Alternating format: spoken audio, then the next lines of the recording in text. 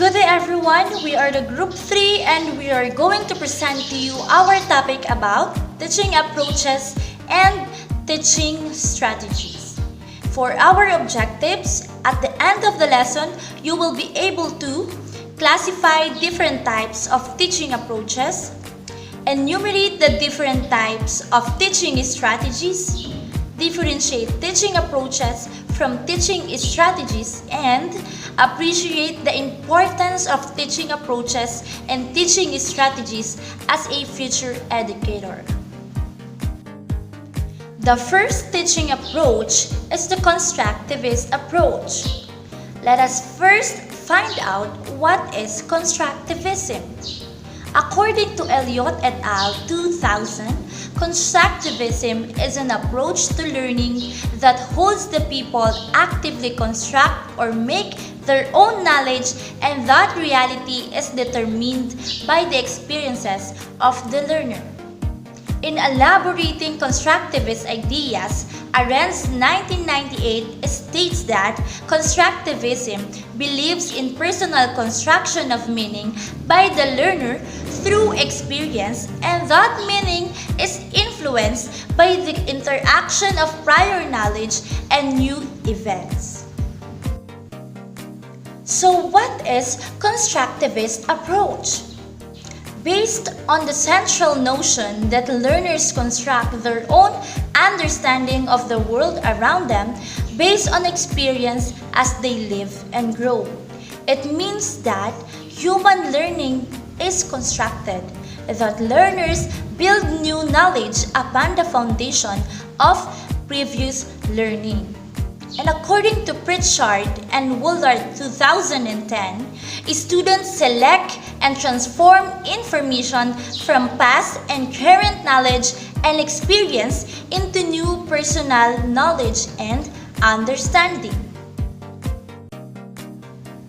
Constructivist approach allows learners to be active in the process of constructing meaning and knowledge rather than passively receiving information.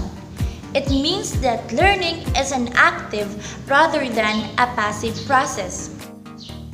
The passive view of teaching views the learners as an empty vessel to be filled with knowledge, whereas the constructivism states that learners construct meaning only through an active engagement with the world, such as experiments or real-world problem solving.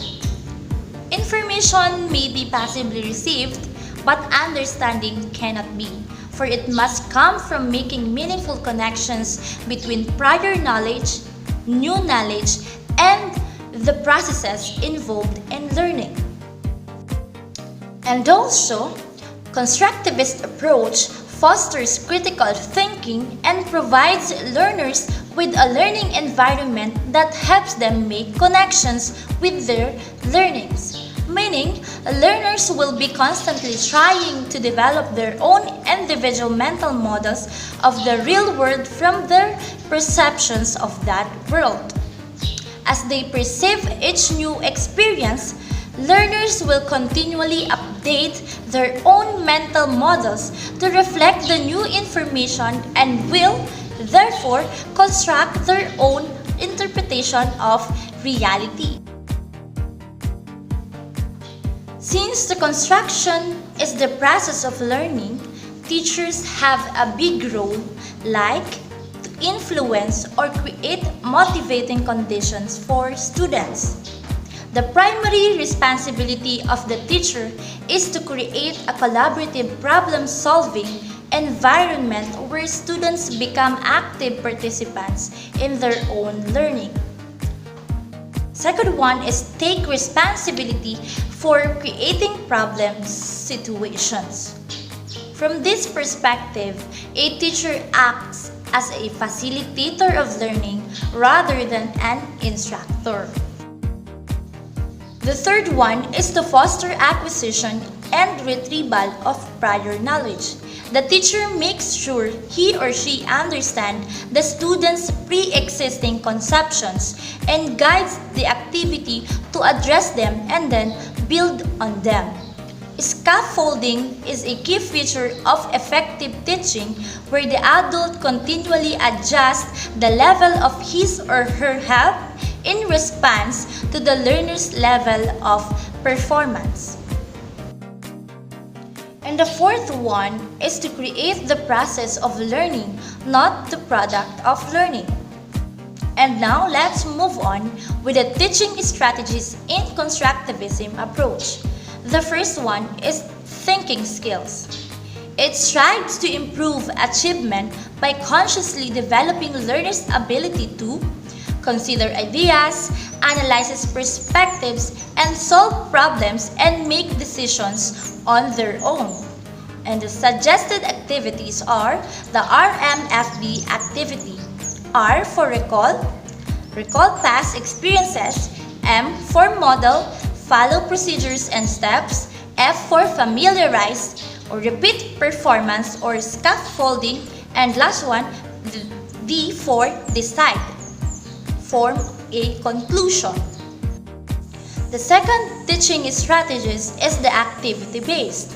It engages learners in individual or group experiential learning opportunities such as purposeful conversation, project planning, hands-on inquiry, analysis, and product creation.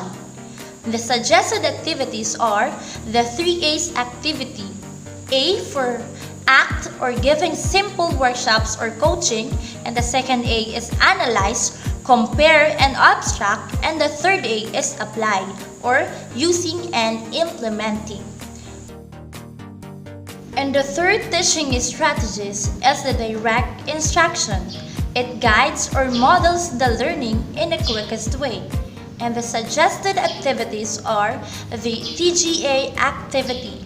T for tell or giving guidance, G for guide or facilitating the process, and A for act or applying the process. And those are the teaching strategies in constructivism approach: thinking skills, activity-based, and direct instruction.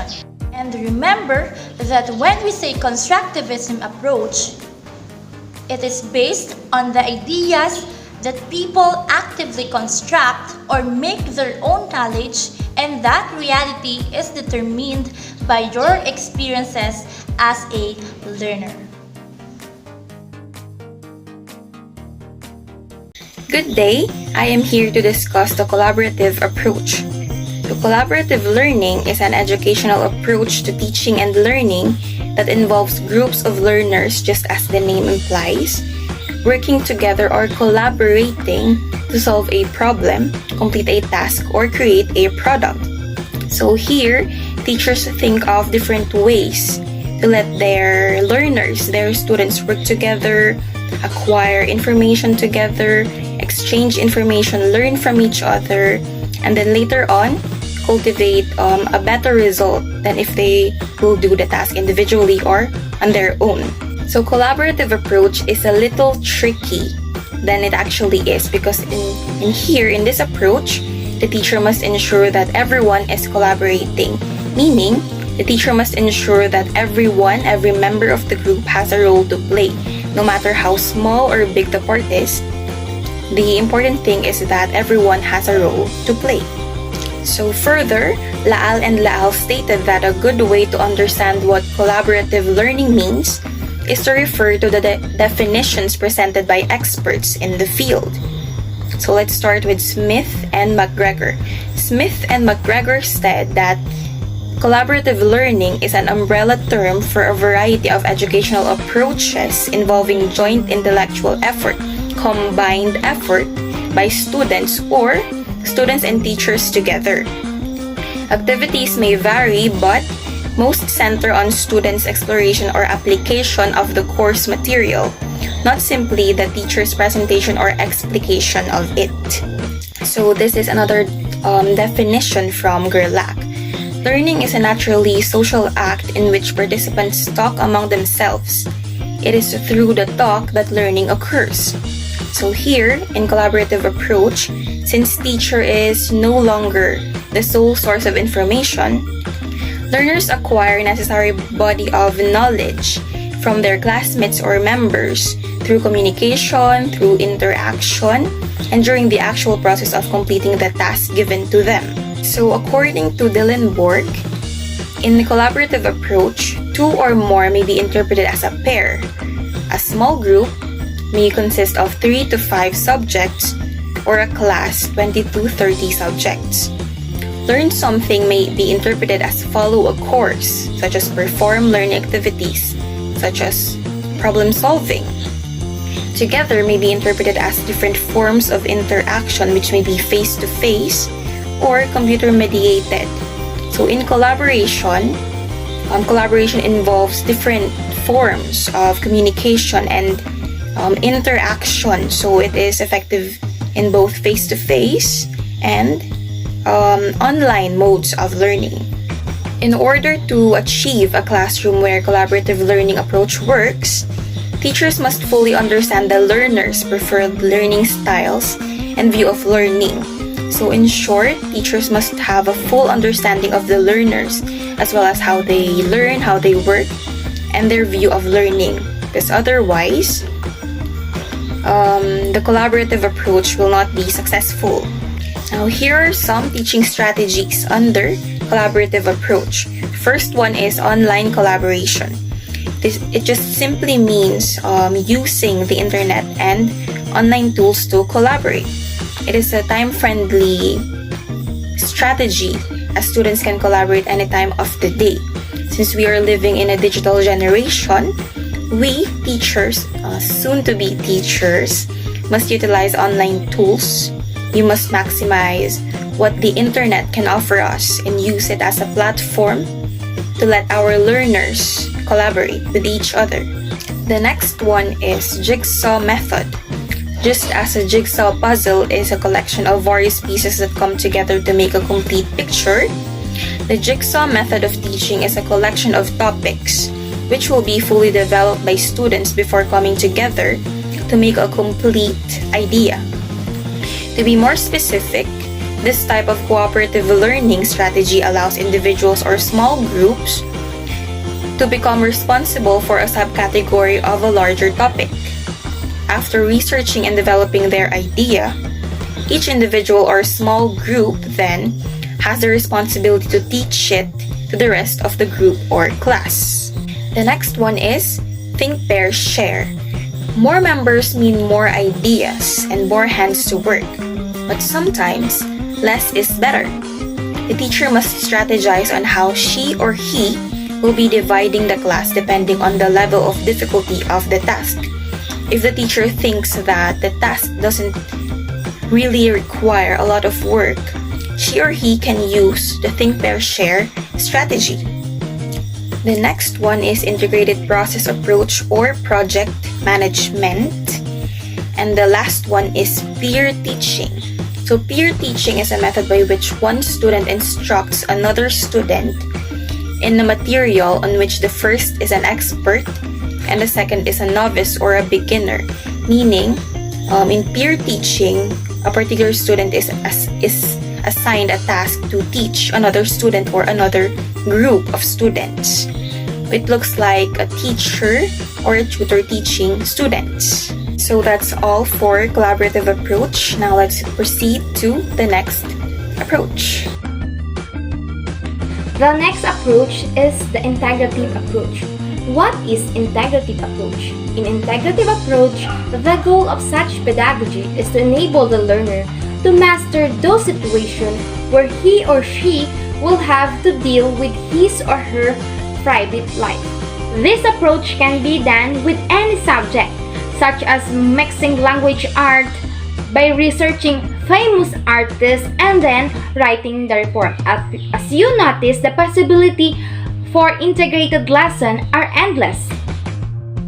For you to have a better understanding for this approach, it can be done with any subject by means of mixing language arts, by researching famous artists, and then writing a report. The possibilities for integrated lesson are endless.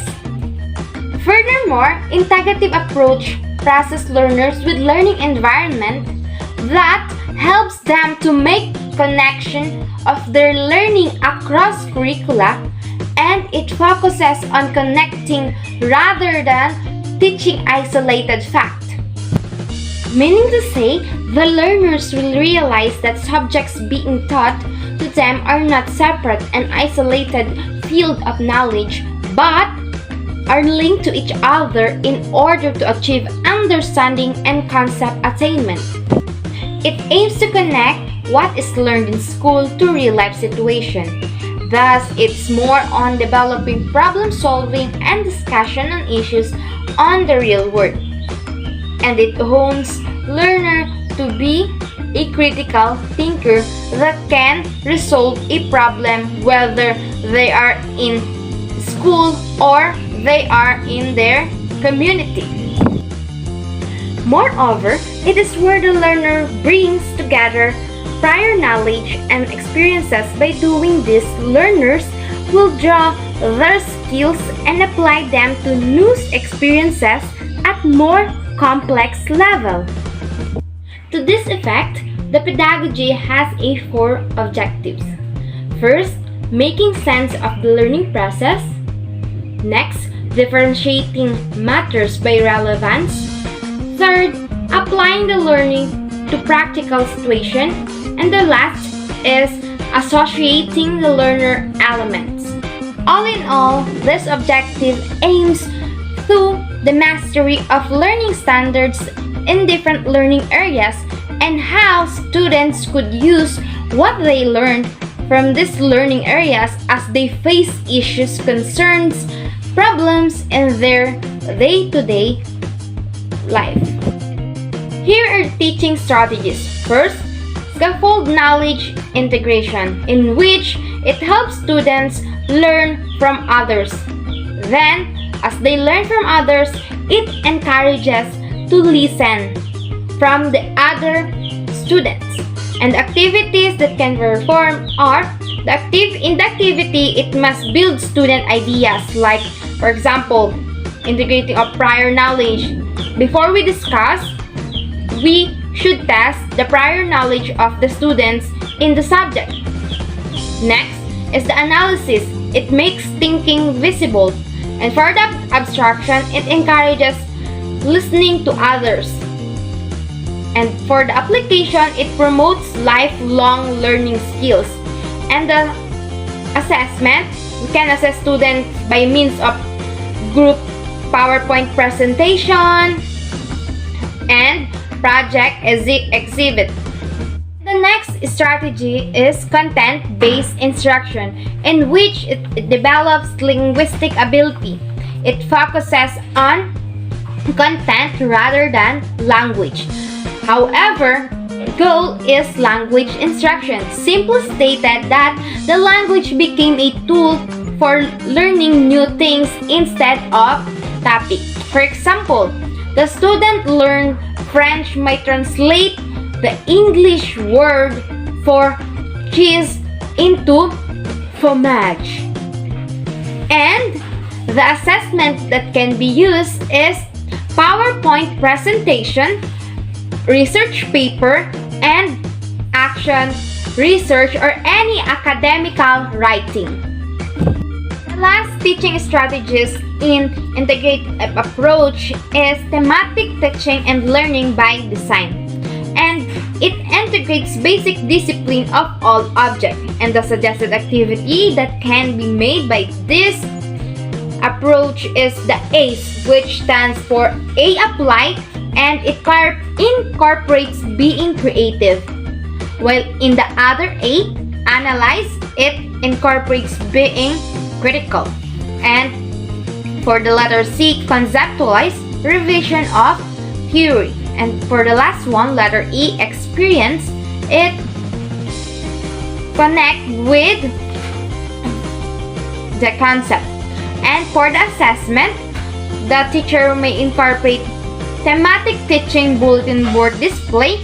And the last one is culminating performances. And that is the end of my discussion. Remember, learner will learn to relate what they learn to apply to their daily lives. And that's all. Thank you. Good evening, everyone. This is me, Marilyn, and I am the next reporter for tonight. So I hope that you are all fine. Permission to start? My report is another approach of teaching, which is inquiry-based approach and its strategies. So what comes first in your mind when you hear the word inquiry? Yes, it's all about asking a questions. How about the word approach? Approach is a way of students to gain knowledge about something. Now that you have already an idea about inquiry and approach, let us now start discussing what's inquiry-based approach. Inquiry requires more than simply answering questions or getting a right answer. It espouses investigation, exploration, research, quest, pursuit, and study. So, this means that inquiry-based approach, students needs to ask questions to discover things in their own through research, investigation, experimentation, study, and to share ideas with the help of the facilitator or the teacher. Okay, another. Whitworth, Meng, and Bell, 2013, says that inquiry is an important pedagogical approach in teaching science. Another underlying reason is the success can be significantly improved to the recent technical development that allow the inquiry process to be supported by the electronic learning environments. Pedaste et al. 2015. That means that inquiry-based approach is an effective way in teaching and learning process of the students, especially in science. Because we all know that in science, students aren't just hearing or writing what they are learning. Instead, students get the chance to explore a topic more deeply and learn from their own first-hand experiences. Educators play an active role throughout the process by establishing a culture where ideas are respectfully challenged, tested, redefined, and viewed as improvable, moving children from a position of wondering to a position of enacted understanding and further questioning, according to Escardamalla 2002. Students still have a curiosity about things happen in their surroundings. They have a lot of questions in their mind that they want to have an answer. So we, as an educator, has to play an active role in disseminating information to them. We challenge them and tested their knowledge as they explore a topic. Students build critical thinking and communication skills. The cognitive skills that students develop can be used to improve comprehension in every subject as well as in the day-to-day life. To achieve the desired outcomes using this approach, the following strategies can be adapted. The first one is simulation. Simulations are instructional scenarios where the learner is placed in a world defined by the teacher. They represent in a reality with which students interact. The teacher controls the parameters of this world and uses it to achieve the desired instructional results. The next one is demonstration. A demonstration is the process of teaching someone how to make or do something in a step-by-step process. Another one, experiment. It is the process of acquiring skills, knowledge, and understanding through experience rather through formal education or training. Next one is field study. The field study is an educational technique which makes the educational process more active, helps the students to work in a real situations, and develop skills, competencies, and positive attitudes through activation of their existing ones. Next one is project work, an instructional approach designed to give students opportunity to develop knowledge and skills through engaging projects set around challenge and problems they may face in the real world. So I hope that you already understand what is inquiry-based approach as we move on with the teaching strategies of inquiry-based approach. So in the first picture, it is called a cyclic inquiry model and a practical inquiry model. So it creates new ideas and concepts. In the second picture, it is all about knowledge building community model, which is it involves making a collective inquiry into a specific topic and coming to a deeper understanding through interactive questioning, dialogue, and continuing improvement of ideas. And last picture is the experiment. So just like what I say a while ago, it is the process of acquiring skills, knowledge, and understanding through experiences rather than through formal education or training. So this is the last part of my report. I hope you learned, and please listen to another report. Thank you. So the next teaching approach is the reflective approach. Reflective teaching learning approach means looking at what the teacher and learners do in classroom, thinking about why they do it, and analyzing if it works. This is a process of self-evaluation cum self-observation. It is more on having self-reflections and analyzing through observation. Reflective teaching involves examining one's underlying beliefs about teaching and learning and one's alignment with actual classroom practice before, during, and after a course is taught. Reflective teaching suggests that experience alone is insufficient for professional growth, but that experience coupled with reflection can be powerful motivation for teachers' development. Meaning to say, from that experiences, you must also have self-reflection in order for you to learn something and analyze what to do in order for you to achieve more improvements. Reflective learning typically involves looking back at something, a past experience or idea, and critically analyzing the event by looking at the successful and unsuccessful aspects of an experience. Reflection will help the students learn from their past experiences and turn surface learning into deep learning. So it is said that the suggested activity here includes the TTRA activity. First, think or analyze patterns occurring during the teaching and learning process. Next is to talk. It is the self-talk or group talk done by the learner source of reflection. So in classroom, who do you think act as a learner source of reflection? Yes, the teachers. Teachers act as a learner source of reflection when inside the classroom. The next one is read or finding out or making affirmations regarding behavioral patterns. Next one is to ask, or it is all about the post questions to get ideas or opportunities on an area that interests you to improve or develop. So now, let's move on to the teaching strategies under reflective approach. So the teaching strategies in here include self-evaluation and self-reflection. So self-evaluation and self-reflection is all about assessing yourself. It is the ability to examine yourself to find out how much progress you have made. But remember that in assessing, it is not only about your abilities or skills, but it also includes the activity of thinking about your own feelings and behavior. So the features of self-evaluation and self-reflection are to collect information about what goes on inside the classroom, analyzes or evaluates to obtain information by teacher and learner, and last, engenders improvements in teaching towards effective learning.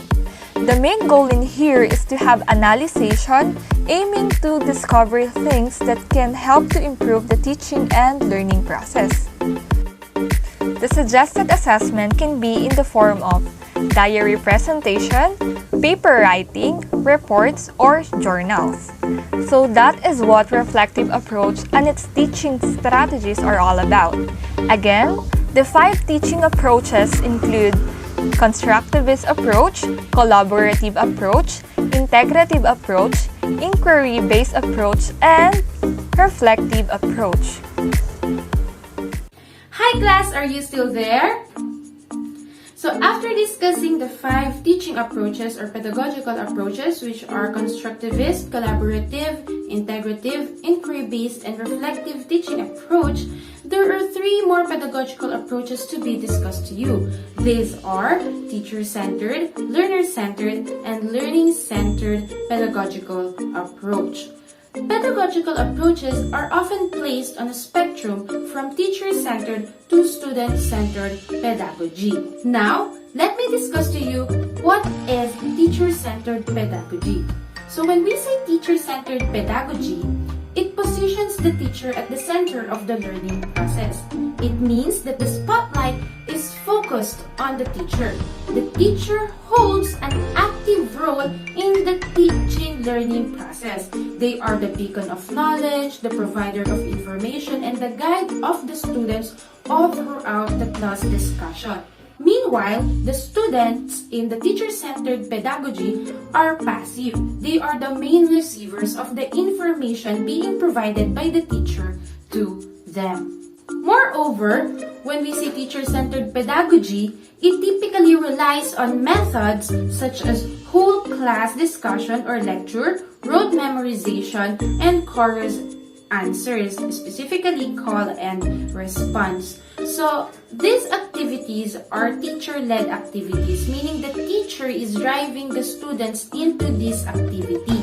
For example, in whole class lecture, the teacher is the one who is discussing the topic or the lesson while the students are listening to it.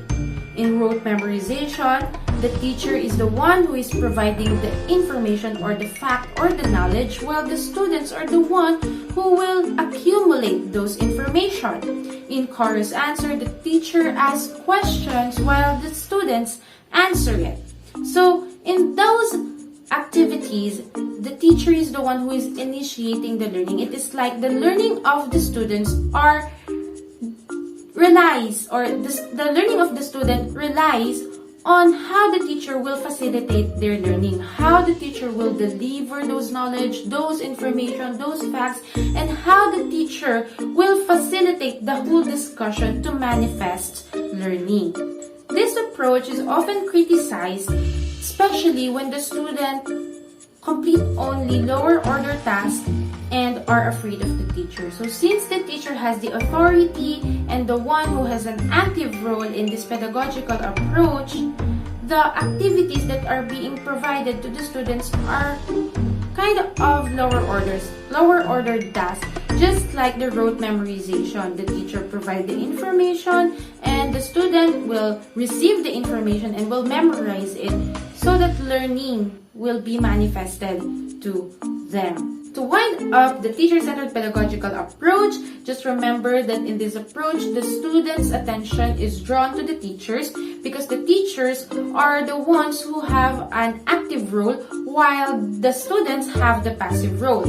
The teacher are the ones who are doing the discussion, demonstrating their knowledge, the one who is providing information, and the ones who are guiding the students all throughout the learning process. While the learners are the ones who are sitting, listening, and receiving those information and activities being provided by their teachers. Also, the teaching methods and strategies typically utilized in this approach are those activities that are teacher-led, meaning the teacher is the one who is driving the execution, the process of the activity. So in this approach, the learning of the learners relies on how the teacher provide them with correct and enough information, how they will lead the students to those activities, and how the teacher facilitate their learning process. And that is the teacher-centered pedagogical approach. The next one is the student-centered pedagogical approach, so be still and listen to it. Good day everyone, so let us now proceed to the learner-centered pedagogy. So when we say learner-centered pedagogy, it has associated with terms such as constructivist, student-centered, participatory, and active learning. So students are the focus of the teaching and learning process rather than the teacher. So when we say learner-centered pedagogy, it takes a constructivist approach to teaching and learning, putting students at the center of the process. Students are more engaged and involved in the process which allows them to interact with their teachers and with their classmates. Since teachers are not the focus of this pedagogy, they serve as the facilitator of the students in this process, but they also create and structures the conditions for learning. The teachers also in learner-centered pedagogy personalizes the instructional materials according to the needs of the students. Teachers as the facilitators of the students, they create an opportunity for the students to work in groups, to collaborate, to discuss, to revise, or to do the activity alone depending on the task. Giving them the opportunity to collaborate, they are developing an understanding of the diversity in schools and communities. They are also learning to have respect for different points of view, and they will be able to bounce their ideas back and forth with their classmates, giving them a much better chance of developing these ideas into something amazing. Getting students involved in community-based activities and service learning projects, they use prior knowledge and new experiences to create knowledge. This helps the students to see their important role in the real world or in the larger world. They are given the chance to learn how valuable and fulfilling it can be to give back to others. Students, therefore, will have the opportunity to see firsthand that learning opportunities surround us everywhere we go. And since we are in the 21st century, teachers should involve 21st century skills in the teaching and learning process. Having 21st century skills involved in the teaching and learning process, it may help the students to enhance their skills, like the learning skills such as their critical thinking skills, their creativity, their collaboration and communication skills, and also their literacy skills. Since we are living in a world of technology, it will help them to enhance their media literacy skills, the information literacy skills, and the technology literacy skills, and also the life skills, which are the flexibility skills, leadership skills, initiative, productivity, and their social skills.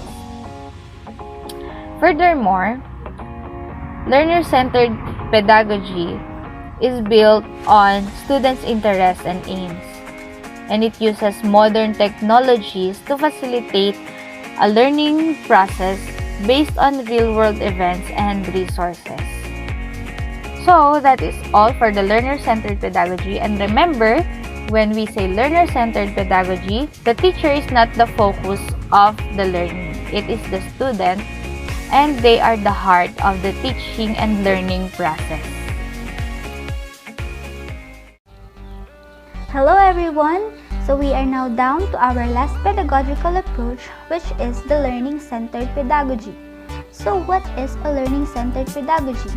Learning-centered pedagogy acknowledges both the learner-centered as well as the teacher-centered pedagogy.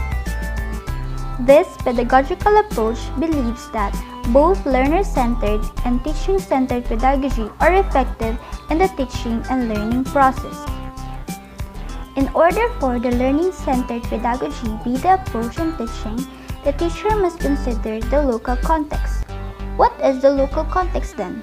Local context includes the number of students in class, the physical environment, as well as the teaching and learning materials. Also, the learning-centered approach suggests that teachers must be flexible enough and carefully adopt their pedagogical approaches based upon the school environment. This means that in order to come up with a better learning, the school environment must be taken into consideration in such a way that the school environment or the learning environment is really conducive for learning and for teaching.